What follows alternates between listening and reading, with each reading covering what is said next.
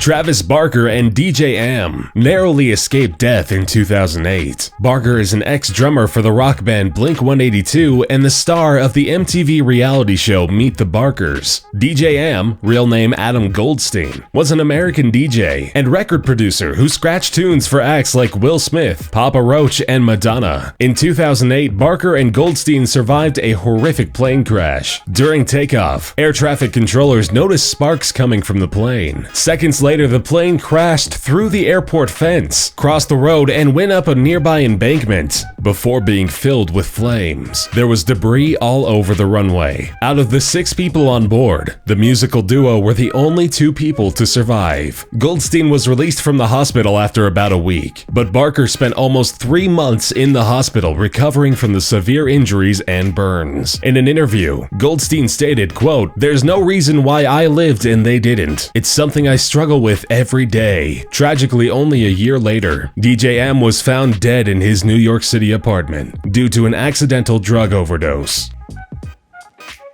Han Solo and Indiana Jones are both epic characters portrayed by one epic man, Harrison Ford. He's achieved worldwide fame for starring in movies such as The Fugitive, Blade Runner, and Air Force One. Ford is also an avid aviator who began flight training in the 1960s. On numerous occasions, he would personally provide emergency helicopter services to aid local authorities in rescue missions. But in March of this year, he needed an emergency rescue himself. Shortly after taking off in one of the vintage planes, the engine failed. After sending a mayday call back to the airport's tower, Ford tried to level the plane as it ascended. Unfortunately, he ended up crash landing on a nearby golf course. Reports indicate that he struck the top of a tall tree prior to impacting the ground. Bystanders at the scene said the plane dropped like a rock, and it felt like an earthquake. First responders said that Ford suffered trauma from a head injury, leaving his face bloody and bruised. The resilient thespian is no stranger to plane crashes, though. In 1999, he was piloting a helicopter with an instructor on a routine training flight when the helicopter landed hard and rolled over. When asked about the helicopter crash, he jokingly replied, quote,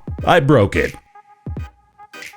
English actor Orlando Bloom rose to fame following his appearances in the Lord of the Rings movies and the Pirates of the Caribbean film series. Incredibly, the action-adventure film star has broken so many bones it's hard to keep track. On different occasions, he broke his left arm and cracked his skull 3 times, broke his nose playing rugby, broke his right leg skiing, broke his left leg in a motorcycle crash, and broke his right wrist while snowboarding. He also broke some ribs while shooting some scenes in The Lord of the Rings. But of all of the injuries he has sustained over the years, nothing compares to when he fell off a 3-story roof in 1998. He was trying to fix something on his friend's roof when the drain pipe he was climbing collapsed. Bloom fell over 35 feet to the ground, narrowly missing some rusty railings, and broke several vertebrae in his back. He was paralyzed for 4 days, facing the possibility of never walking again. He made a quick recovery and left the hospital with only crutches and a back brace. He has undergone multiple surgeries and 18 months of rehab to regain the strength in his back. After a year of wearing the brace, he graduated drama school, and only 2 days later, he scored the role of Legolas in Lord of the Rings.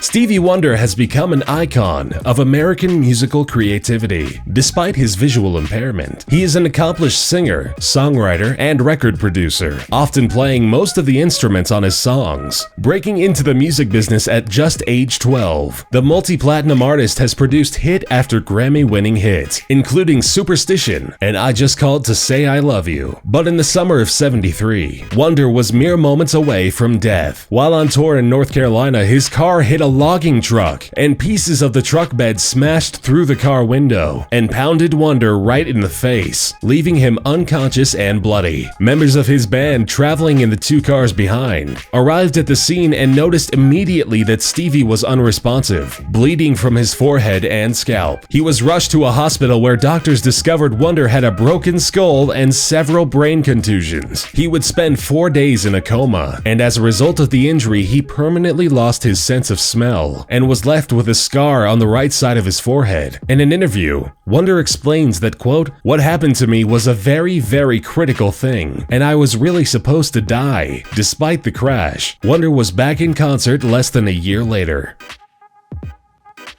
The incomparable Gary Busey played some amazing roles in the 70s and 80s. Busey is best known for his portrayal of a rock legend in the Buddy Holly story. He also played one of the primary antagonists in the smash hit action comedy Lethal Weapon. But in December of 1988, his life would be forever changed. Busey had just picked up his motorcycle at a repair shop when he slid on a patch of gravel at around 40 miles an hour. He then flipped over the handlebars and hit his unprotected head on a curb, fracturing his skull. The actor was not wearing a helmet at the time. He was rushed to an emergency room with a hole in his head the size of a $50. Doctors state that if he had arrived even 3 minutes later, he would not have survived. As it was, Busey fell into a coma for over 4 weeks. Doctors feared that he would suffer permanent brain damage due to the amount of internal bleeding. Busey survived the accident and is now an activist for helmets and injury prevention.